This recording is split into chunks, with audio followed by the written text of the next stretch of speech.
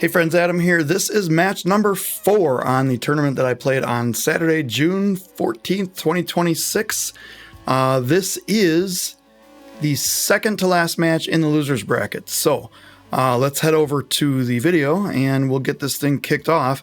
I finally won a flip, so I'm breaking first. Playing a gentleman by the name of Kyle Smith. Now the way these tournaments work is the race to your Fargo. So if you're a 400 to 499, you go to 4. If you're 500 to 599, you go to 5. If you're 600 to 699, you go to 6. Or actually, if you're 600 and above, you go to 6.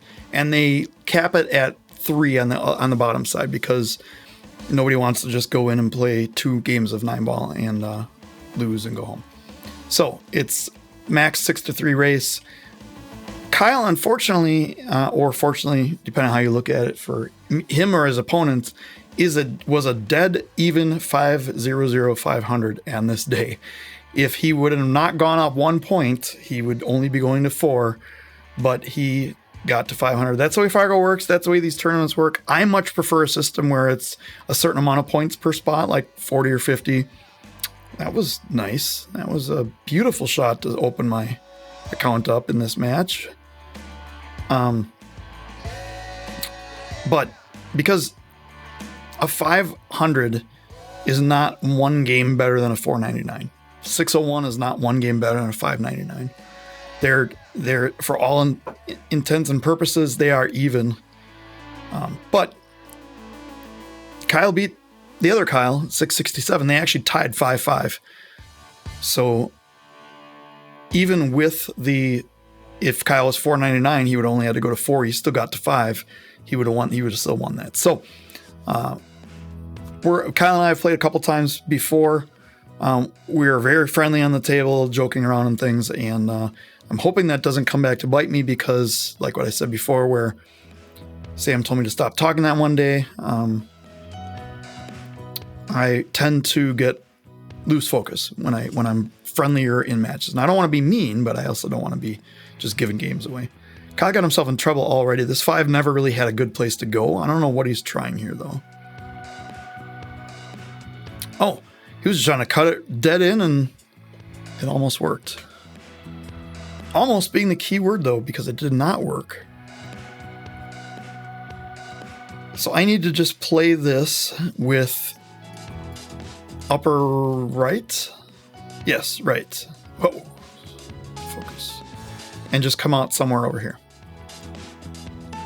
I'm drawing it back, though. Was I drawing it back because of the reach? It's possible. It's possible I did that because of the reach. Because when you're reaching, your arm tends to do weird things, and it shouldn't, but it tends to. But this is fine because a stop shot in the 6 gives me the 7, the 8, and the 9. I don't really have to do much here. I would probably try to draw back a little bit, and I don't have to worry about hitting rails or anything. Or if I'm on the other side of this line, I could just go into the rail and out. But it looks like I'm drawing it back.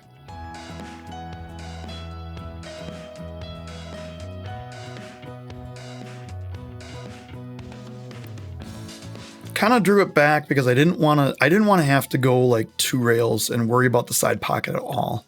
Now I can just float right into the rail and pop out and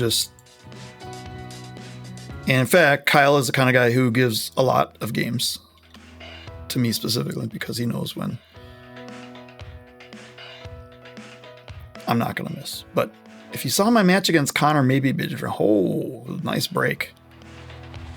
Not a great 1-ball, 4-ball position, but nice break. Yeah, he's given me shots before that I wouldn't give me. But he's also made me take shots that I thought he would be giving me. But so that's why I always prepare to make the shot. I don't worry about it. My plan is to just make the ball, and if he says stop, then I stop. Yeah, he was just trying to make the 4 there, I think. In fact, I'm positive of it. Because what else would he have done? Question is, does the 1 go past the 6? I think it does. So am I playing the 1 and then the cue ball around the 9? And can I get all the way out here, or do I want to keep in line with the 2? Geez, that focus is bad. The autofocus when you step in front of the camera.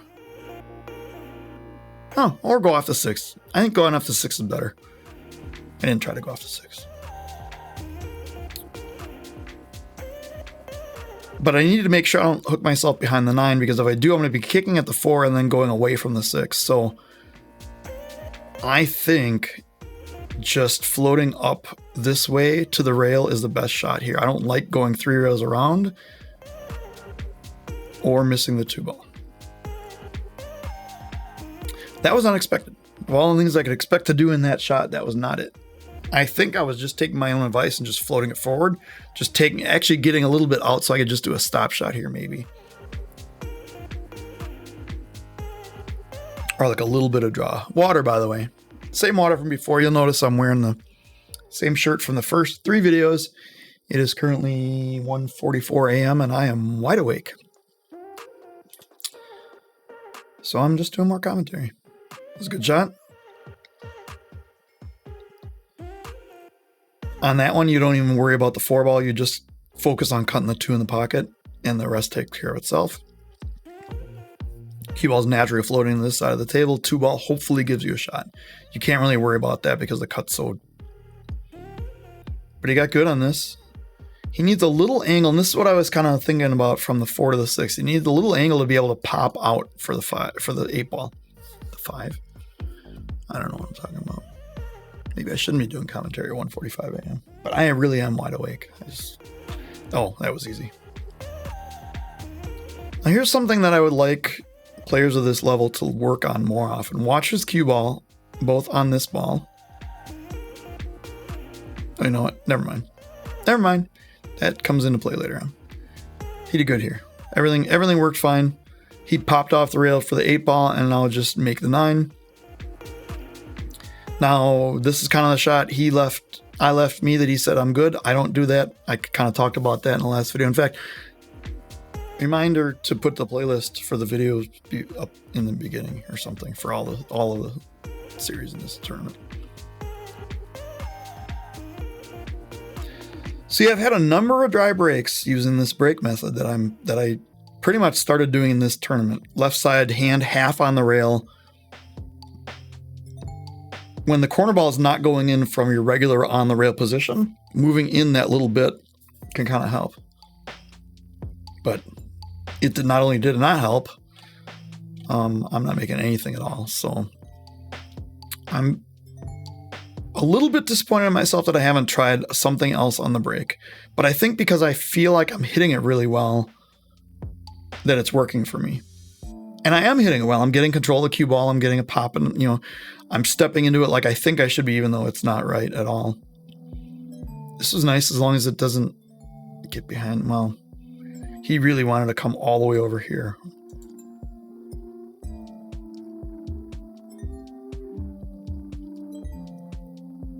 Because a smart player, I think someone told me his dad used to own a pool hall.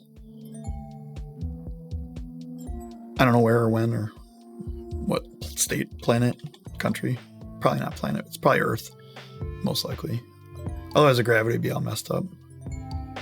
He's going to leave me really, really, really, really tough here. I'm frozen enough on the 6 that I can't go this way. I'm on top of the 6 that any shot I make going away from it means I have to bridge over the 6 and possibly the 8. I can't really go 1 rail this way because of the 7. I could try this, but I can't get any spin on it because I'm on top of the 6. So I'm looking at an angle here, here, here, and, well, not that side of the 2, but this side of the 2 to hopefully make something happen, get a hit. That's kind of what I'm looking at, the angle that it comes down from here. But you kind of, I can't do running English because it's gonna make this go way down here. If you don't know what running English is, take a look at the link above for my cue ball control course, or series, or whatever you want to call it. But I hit the point there and that screwed everything up. If I got past the point, I think I had a chance of clipping it. I also had a chance of clipping it and going and scratching, but I had a chance of clipping it. So I left this pretty open. The 6-8 is the only issue, and it's a little bit weird to get from the 5 to the 6. Actually, the 4 to the 5 to the 6 is a little bit weird. It's doable. Position windows are a little bit tight. I'm hoping this 4 goes past, or this 3 goes past this 7. Yeah. But you can play a natural ball here or under it. He played under it and he broke the 8 away from the 6, but now he doesn't have a shot in the 4.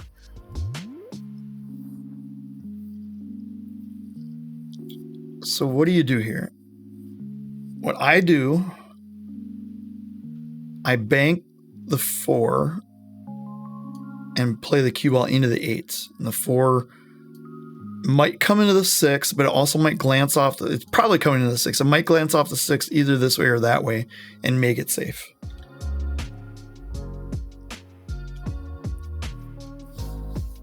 The other option, if you can stiffen it up enough, is to bank it between the 6 and the 5, but then the speed control is really tough because you want it to land as close to this rail as possible. Let's see what he does here. I think he tried to do, he tried to do the second thing I said, try to bank it between the 6 and the 5, but he got lucky. I shouldn't say lucky. He hit it well and good things happened, and that's what happens on safe. So he's here. Shout out to Lee. Wearing a hoodie and sandals with no socks, because that makes sense in Wisconsin, actually. I don't wear sandals, but people that do, it makes sense. So I'm once again jumping with my break cue because I don't have much of the ball to jump. But I didn't look at this very long before I just did it. And I hit it really bad and just cue ball meet side pocket meet cue ball. And I do some samurai sword forms on the way back to my seat. I don't know what that means or how to do those, but that's what I was doing. So how do you get from the 4 to the 5? If you put it here, put the cue ball about here because you want to reach. You can go one rail and all the way down for the 5 on the side. If you put it here, I don't think there's enough angle to... I really, with ball in hand, want to use natural angles more. I think he's forcing this. Okay, he tried to come back all the way to the rail. That was his goal, is to come back to the rail and make it almost straight on the 5. Problem is, it's not straight on the 5. I think you can still cut it and not scratch. I think it just dies on the point, but this is rough. You hit this into the rail a lot because you're worried about the scratch. Actually overcut it. That I did not see coming. I thought if anything you undercut that and you hit it in the rail because you're avoiding the scratch, but he had enough ball. Actually, he probably hit it thin enough that's why he hit the point. So it might have been impossible to make. We'll never know. It's hard to tell from this camera angle and the slightly grainy video here. It actually might look okay once I run it through all my stuff, but so I don't know what my plan was there because I wanted to leave the ball about here and I drew it off the rail instead of just playing almost just a center ball would have been fine. I put some draw on it for some reason. So now I have to do the same thing I tried to do before. I have to cut this in here and go 2 rails or 3 rails around the 7. Oh, that's probably not the right line for the last one. But how many times are we going to do this in this video? Counter's at 2. I'm not going to put a counter on the screen. And I left him long, but the natural angle is to just come right over for the 7. I think Kyle's gone. There he is. A lot of distractions in this tournament. Not that it's a bad thing. It's a standard. It's a bar with 8 pool tables, and this is their old banquet hall area, and they renovated it and put pool tables in. Bar area is this way. Kyle hit that really good. In fact, he hit it like the perfect angle to just naturally follow this. Now I want to follow this a little bit of left spin because I don't want to flirt with side or corner pockets. I want to go here, about here, and then have it spin off this way. he did more top, which kind of flirted with the corner pocket a little bit. This is the shot I was gonna tell you about. Pay attention when you're on these shots.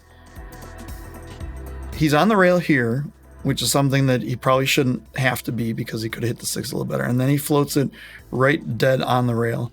Now, part of the great thing about my table here in the basement over there is that the walls are shorter, and if I leave myself this shot, I have to use the short cue or jack up a little bit. So it's kind of forced me to work on my positioning and make sure I don't do this to myself. Sometimes it's unavoidable.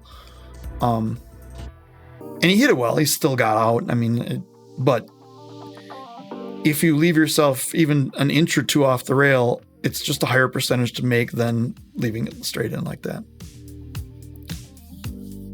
All right, as the camera comes back into focus, I talked about the cameras in like the first or second video. I think the first. I'm not going to talk about them here. They're set to autofocus. I don't own the cameras. They're owned by kind of a rental agreement through Evo Sports, which is a cool service that does streaming and with a tablet, and everything's all tied in. It does automatic live streaming and automatic scoring to digital pool, and pretty cool. He got a little goofy on this 3 because getting to the 4 is going to be interesting. Let's see, yeah. I was thinking he might draw back and he would get almost the same angle. He got closer. I mean, the 8, he wasn't planning on hitting off the 8. This is weird because you have to follow this to make sure you don't scratch. He's looking at that right now. I mean, he's half a ball off the scratch angle or so. But it when you get down in the shot, especially in a pressure situation, it gets weird.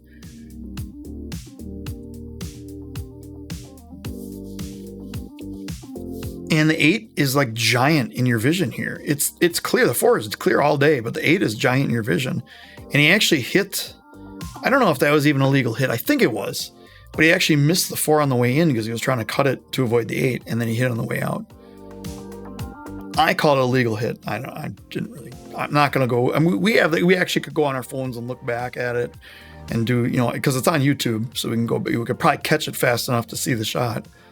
But I'm good with this. Now I'm going to go up and down. I just need to avoid the 5 and get back up here. And I want to angle, put a little bit more outside than I wanted. I want to angle on the 6 like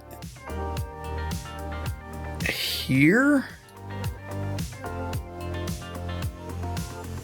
It's tough. I may not have the angle I really want in the 6 because what I want to do on the 6 is I want to go one rail into the 9, but also have it still for the cue ball still follow up. That may not even be possible. So I'm trying to negotiate some sort of angle on the 6 where I can do something with the 7-9. And I got pretty close to the line I drew, but I don't think I really have it. Now, I could just float this in, try to get a little bit off the rail and play the 7 up here, but trying to get then to the 8, not fun. Not fun at all. I don't want to do a power follow. I don't want to try to draw it around 2 rail. I could play 1 rail into the 9. Holy crap.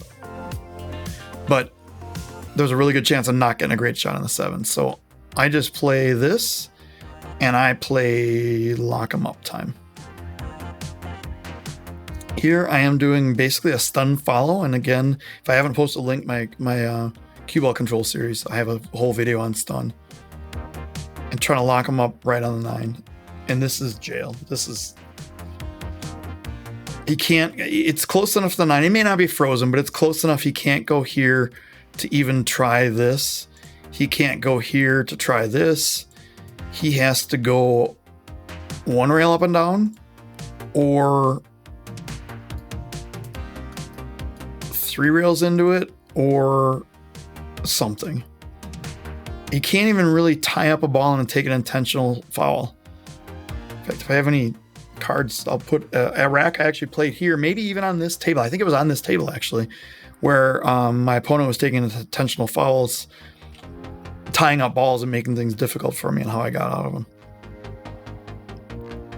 But yeah, this is maybe here, and out, but you got to hit it hard enough that you get a rail. I think that's what he's trying. Well, that's what he was trying.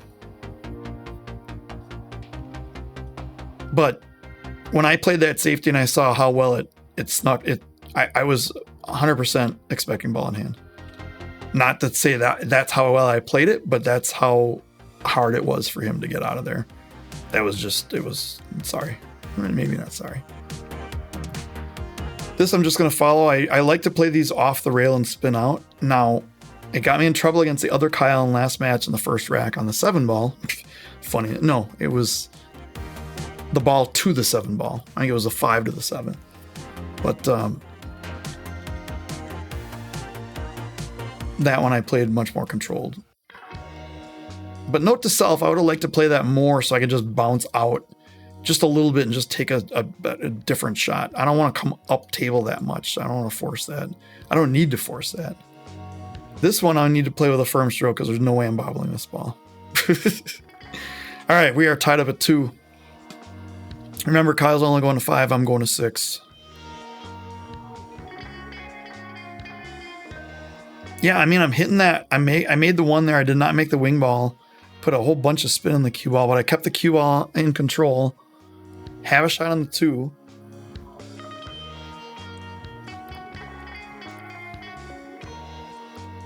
Now, if I hit the 5 first, the 5 will go in on the 9.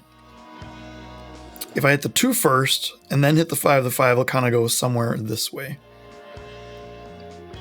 Dr. Dave has a really good video on how to tell split hit. There's no such thing as a split hit. There's no way. It's like a 1 in a million chance you'll hit with a cue ball. You'll hit 2 balls at exactly the same time. And if you think otherwise, you need to watch some of Dr. Dave's videos. He has one that he posted within the last month, and this is June of 2026.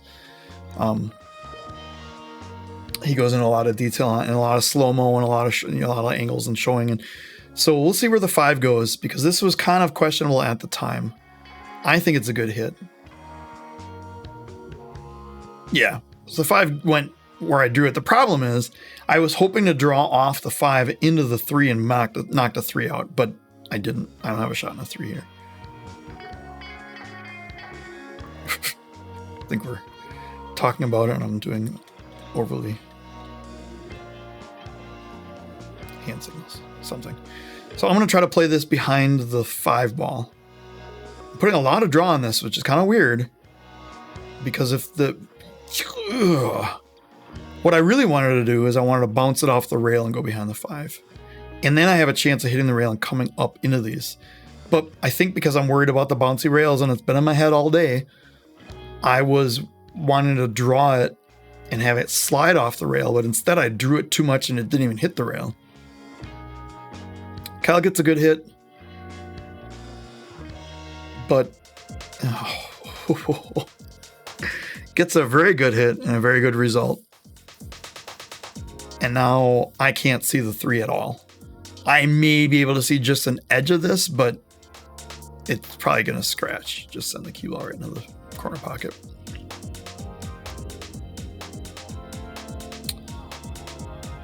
So a lot of people are just going to bank this 1 rail.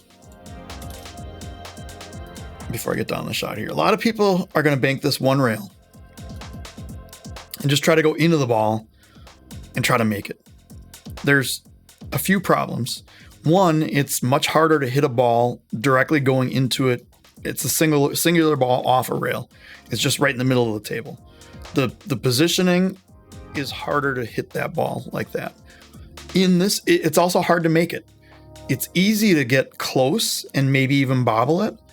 But in this particular rack, it's also really easy to go 1 rail into this, into that, into these, somewhere around there, and just break everything wide open. Because the 5 is a little bit hampered by the 9 ball right now. It doesn't go from some angles. When you're kicking, you should think about this. There's also almost no way you can get separation. So let's say I hit this and I hit another 3 and I miss. The cue ball is going to stay somewhere around here. The 3 ball is heading here, and by the time all the speed comes off of it, I may just sell out a shot. So what I'm going to do is I'm going to go 2 rails into this, into the 3, kind of aiming for this side pocket. There's a lot of good things that can happen. We saw in my kick, it was a 1 rail kick against the other Kyle in the previous match, where it went right into the side. This can go right into the side, and then I probably have a shot in the 4. If it doesn't go into the side, it can go low or high and send down table. And then the cue ball, because it's coming below it, can hit this side of the ball and go this way. And there's a lot of Filipino safeties that they play, and they just send the ball right underneath the 5 and the 9. They don't even care where the 3 goes because they're expecting not to make it. So that's the idea behind going 2 rails versus 1. Now you need to practice the 2 rail kicks. That's one thing I recommend practicing. Now I hit that just about dead straight on, almost win. And if I made it, look at the out I had. I mean, I'm out here. Probably, maybe, possibly.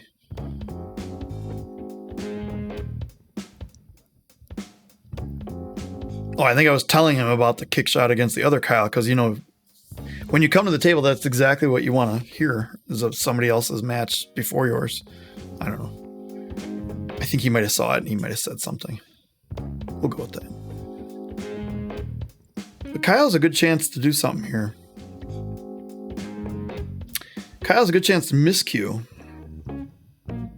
That's what happened there. It took me a second to figure out what happened. Yeah, he miscued. I think he tried to force the cue ball too much. I think he was trying to do a little pinch drawback here for the 4 over on the side. And if that shot's not on, I think it's much better, and I don't remember where the balls were. I think it's much better to just follow forward a little bit and take the ball down in the corner. Yeah, overly chatty, and I'm not liking that about myself. Sometimes I use that to ease myself and ease nerves and just ease into things, but when it gets too much, it gets me out of focus. So I need to find that, a lot of people use alcohol to get nerves shot. They need to figure out the right amount, and they usually get it for about 20 minutes, and then they just keep drinking, and they drink too much. And I don't drink, so I don't have that. This is weird because the 4 ball is straight on. I don't really have an angle, so I'm looking at what I can do with the 5. I can't really draw out. I would have liked to see me draw this out. No, maybe not to there, but to here. Okay, I did do that. That's good. I'm really sorry for the autofocus. It's nothing I can do, not my equipment. I just pulled this right off the YouTube feed. But if I remember, I will talk to Josh about it and see he owns a breakaway, to see if he can set these to first fix the focus on a couple of these and then set it to lock. Because we just want to keep it focused on the table. We don't care who's walking in front of it. Can I make this? Well, I don't know what I was trying there, because I hit that dead in the 9. I don't know if I was trying. Maybe I should have followed it and hopefully gone off the 9 and come this way. Maybe follow it with some outside, some left spin at that point. But what I told myself is, this is the 9 ball. This is the money ball. Make this ball and you win the rack. And you get that in your head and you just feel confident about it. And I overhit it, but I just went and made it. Our buddy Jimmy back here looking on in a weird stalker stance. Maybe. So this is the shot I had a couple matches ago where I'm playing this max inside, which is right spin, and I'm just coming here and this way. Watch what the cue ball does here. It almost seems like it veered this way. Here, I need the. It almost seems like, and I'm going to exaggerate this line. It almost seems like it did this and then came back and did this again. Now, I'm certainly okay with what happened, but these are reasons why you don't slow roll shots too. Sometimes the tables just aren't the straightest. Now, it could have rolled off because of a piece of chalk, but it did it both times. So Kind of funny.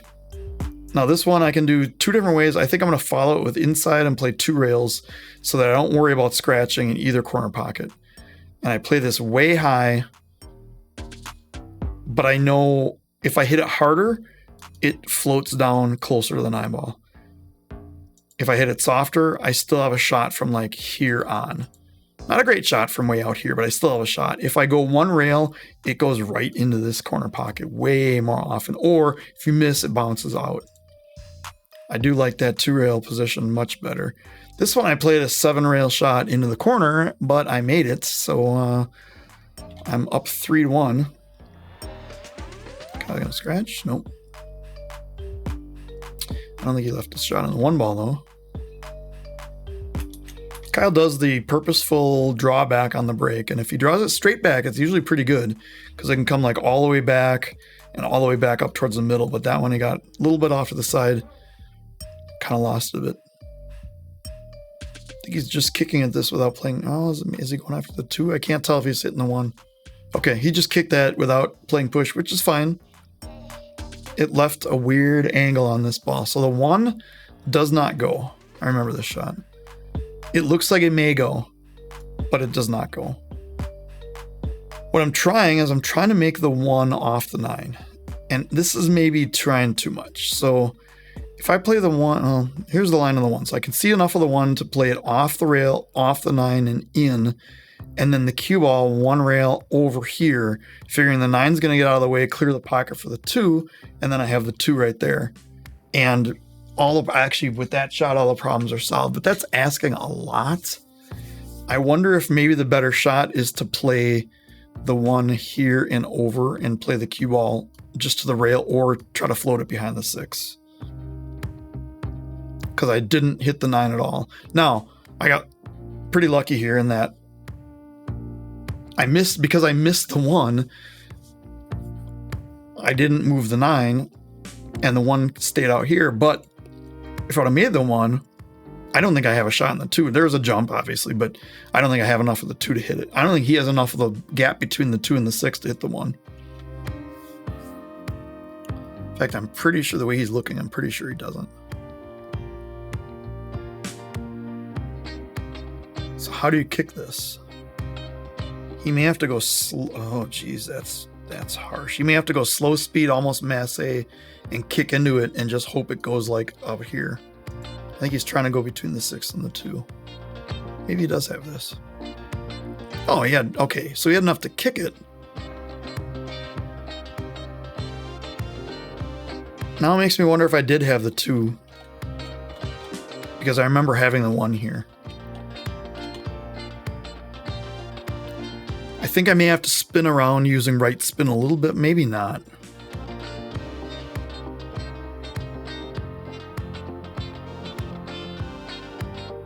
But I do remember crushing this ball. Like, what am I doing there? The cue ball has this whole area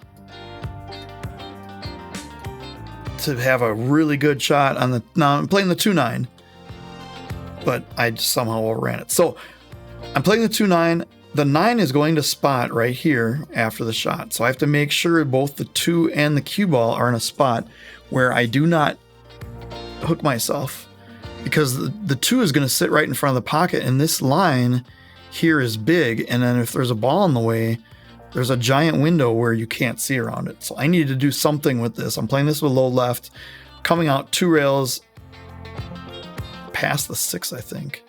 Yeah, inside of the 6 and 7, because I wanted to make sure I didn't get anywhere near hooked on that. The 2 went in about the worst place it could have been, which is still a reasonable shot here. But I've done that many times where I've just hooked myself right here. Or you play a stop shot and you don't realize it and you just, oh shoot, I forgot. And then the ball spots up right on top of your cue ball. Fun times.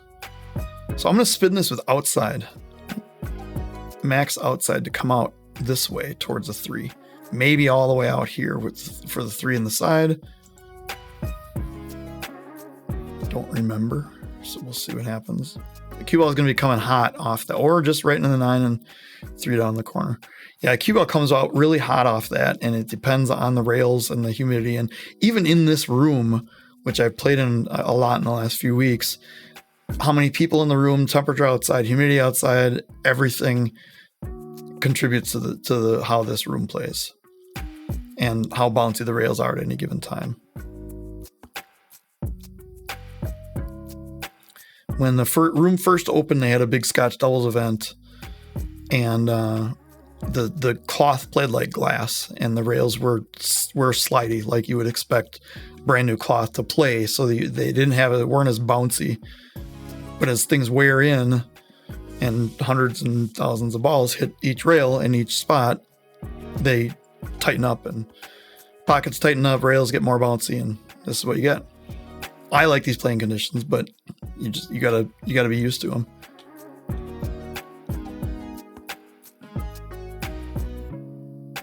Whew, almost missed that.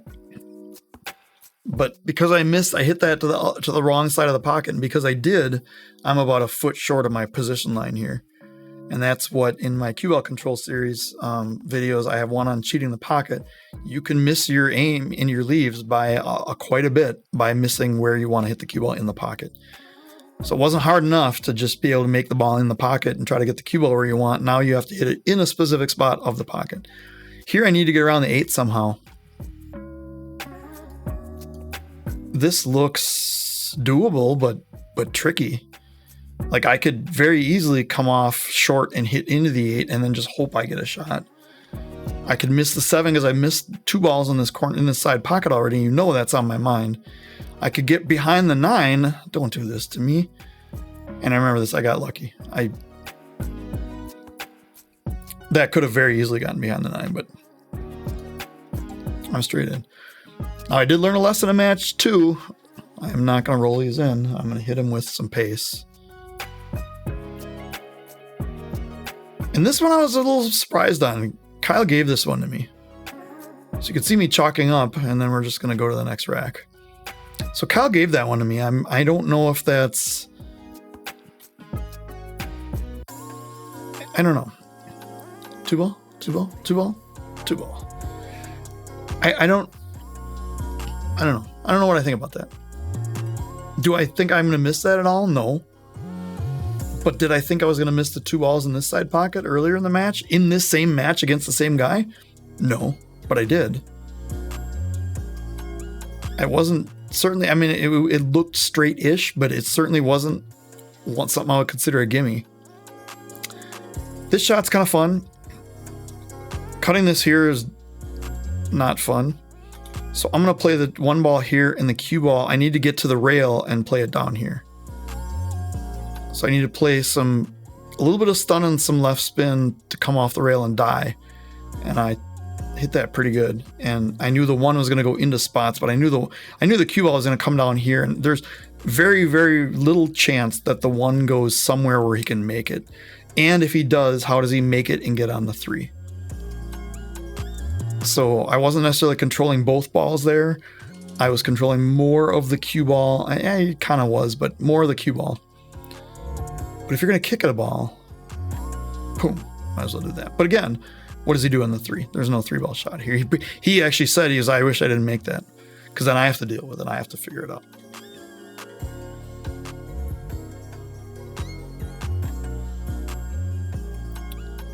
So here he just wants to just thin this and bring the cue ball out. As long as it doesn't scratch, okay. And this is good. I don't have a direct line of the 3 here. I don't even think I have enough of for an edge to see it, or if I did, I wouldn't try it. I'm looking at maybe a little bit too much here. I'm looking at trying to go 2 rails into the back of the 3 so the cue ball slides over here into the 9. Reason I'm saying that's too much, there's not a lot of gap between that 3 and the rail. It's hard to get a rail from the 3 ball because the 3 ball is going to go into the 6 right away. I'm hoping that I get a rail off the cue ball or off the 9 ball, but instead I hit it just directly into the 3, and this isn't bad. It isn't the worst thing that could have happened, but I definitely didn't want to break all this out, but I didn't have a chance or choice. I had to kick out of that.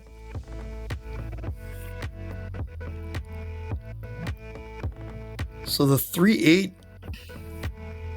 doesn't really go anywhere. 3-8-7 probably isn't a shot you should be trying. Can he get enough room between the 3 and the 4 to do this? Or do you just play the 3 into the 8 and play the cue ball down here and try to get behind the 7? I don't know if that angle's even on either. Or just play the 3. This isn't bad. But I don't think he's going to like his next shot.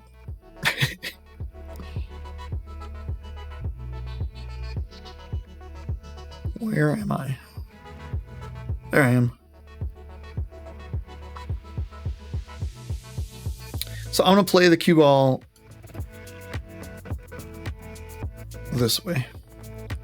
I have to play a little bit of left English on this to kill the angle off of the rail because I don't want to hit it so thin. I'm going to be able to hit it thicker.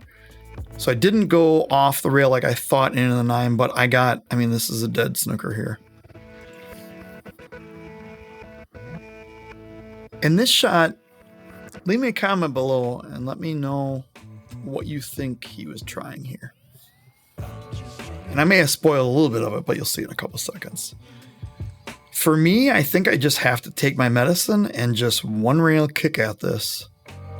Even though I was talking about how 2 rail kicks work better and everything, there's not a real good way to get 2 rails out of this corner is tough because you got to use a lot of inside English to cut the angle off. 2 rails this way is you got to hit a lot of sides, a lot of left spin, and you're right on the rail.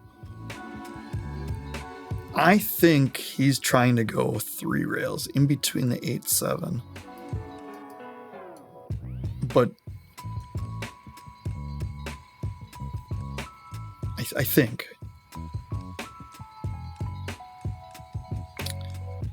think that's what he tried. Leave me a comment below. Let me know if you agree. I think that's really all he was trying. All he could try, but I'm not sure.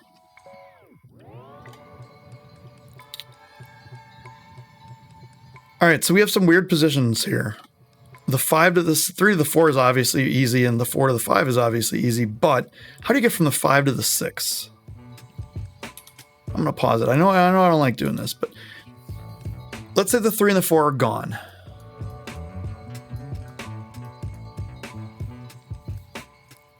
You have ball in hand on the 5, you'd want to be up here and play a follow shot and short side on the 6. But how do you get there from the 4 without getting behind the 7? Because if you put the cue ball here, you can go 1 rail this way.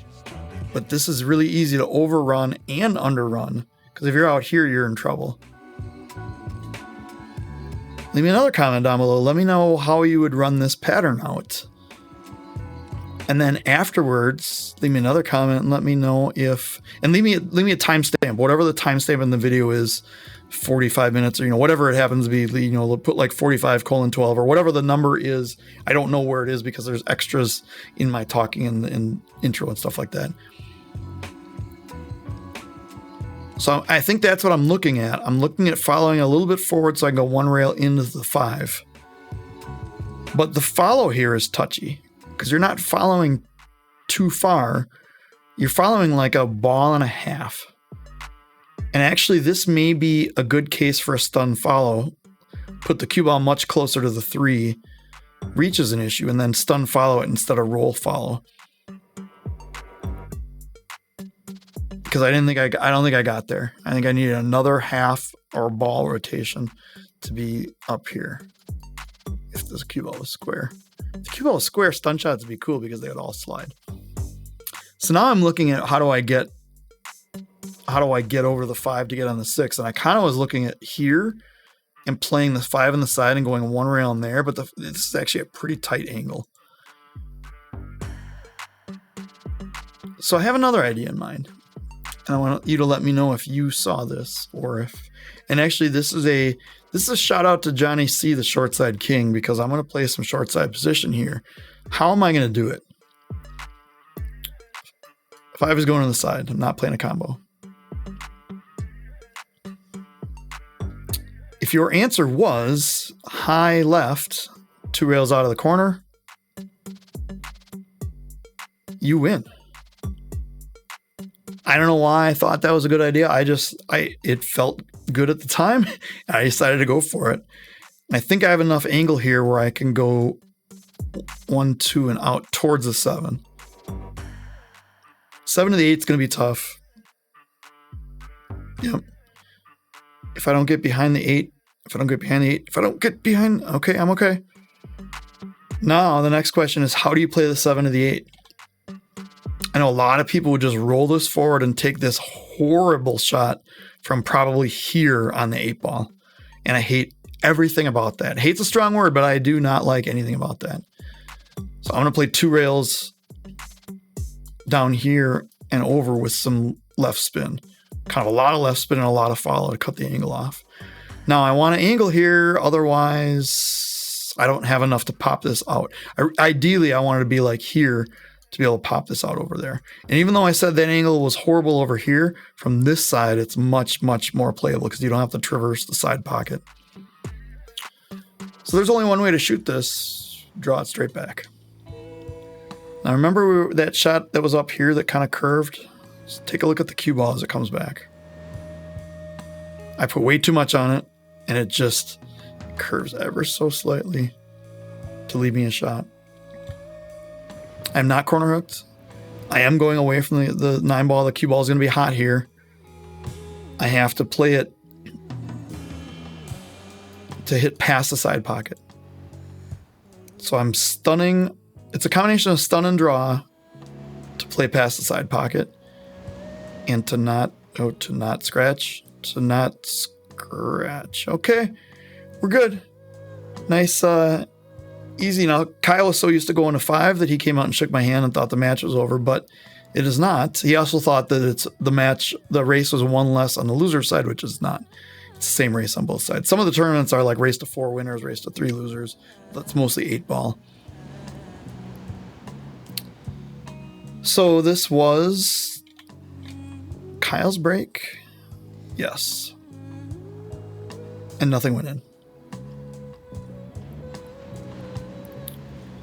Couple shots you can do here. You can go for the cut here. I don't hate it. The 4 is in a weird spot. The 6 is in a weird spot. 5 to the 6 is kind of weird. 1 rail, 2 rails down behind these balls. Got to miss the side pocket. That's what I tried. Didn't get as far as I would have liked, because I would have liked, actually, this is pretty good. Actually, this is really good. The way the 1 hung up there, I'd much rather be on this side of it with the 2 also helping than on this side of it where I overrun it. 1 rail kick here is brutal. He has to put out, you're watching him, yeah, he actually went too far, but he had to cut the angle off there with draw. But look what he did. This is a certified mess right here. The 1-6 is not a good shot. It's pointed to about there. And getting a leave on the 1 is tough. I do have enough room from over here to make the 1. I have ball in hand, by the way. But I have no way to get to the 2, and the 2 does not go past the 9.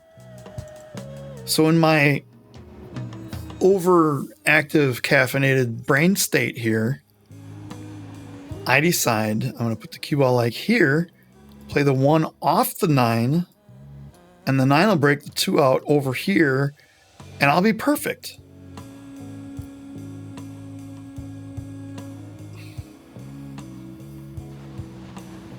So for those of you who've been waiting for me to miss a ball in hand, get your cameras ready.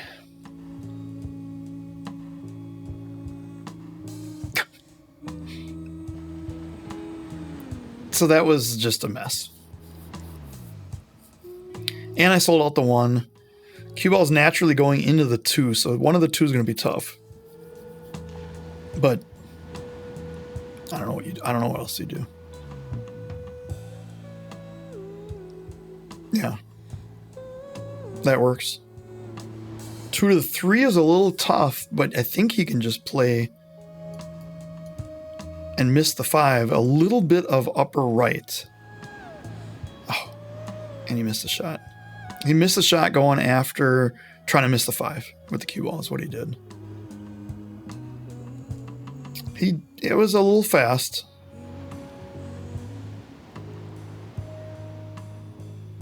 I don't think I have the 2 straight on, but I can one rail it. Rail first.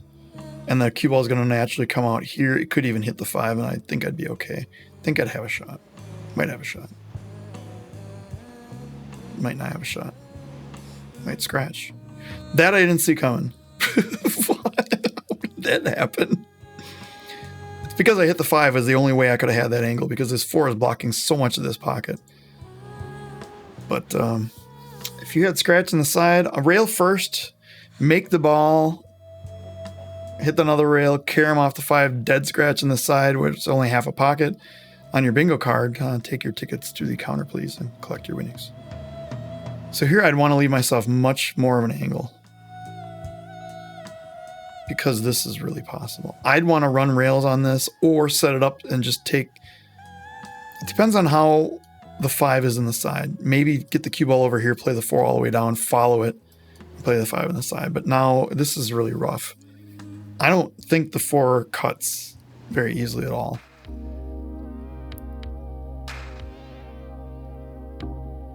I think I don't know what I'm talking about. I think the 4 cuts very easily. Does the 5 cut is the next question. So the camera deceived me there. I don't remember what happened in this match. I remember the score, but I don't remember what happened.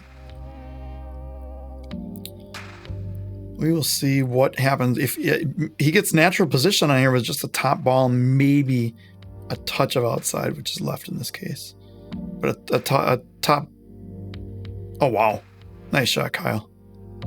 So the 5 didn't cut in the side at all. So whatever my thought was on the 3 with ball in hand is probably wrong. He's a little higher up on the 6 than he'd want to be, but he just had to go all out and make that 5 ball. So I don't blame him for this. This is still makeable.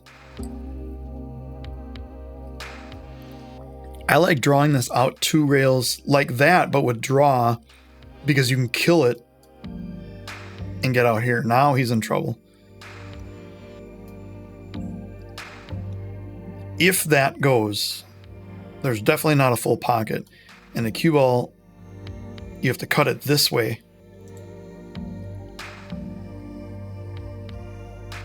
I don't even know how you play safe from here, though.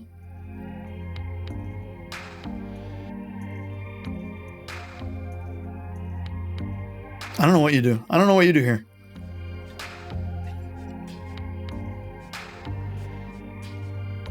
Probably not this. Hitting that point hurt him. If it there's a chance it could have gone off down here and over here. He wasn't playing safe. He was trying all out to make it. The pocket was super tight. Now the angle on the camera may deceive us, and he may have had more of an angle than we thought, or more of the pocket than we thought. But this is probably going to end the match. Now, I did roll that one in, but it's in the side pocket, and it was a little bit of a cut. It wasn't that straight in angle that I had before. Just draw this back. Didn't get where I wanted. I wanted to aim for, in my head, I wanted to aim for the side pocket, or the spot, the side pocket. Not the side pocket, the spot. I've made this shot, and I've practiced this shot from the spot thousands of times in my life. So there it is. And again, we don't get the scoreboard because we're blabbing about something. There is match number 4 versus the other Kyle. Started off a little shaky, got a little bit better. He gave me some stuff. I gave him some stuff. I think I took advantage of what I needed to get out of that match well. Next match may have someone famous in it.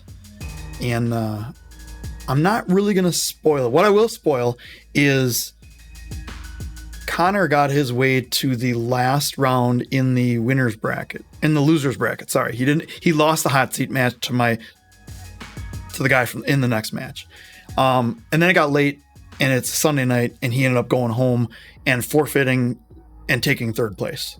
He just took third place money, went home. So by beating Kyle there, I am in the finals, and I'm playing a guy who went undefeated, won the hot seat, won out, and he's been waiting for a while because that's the way these tournaments work.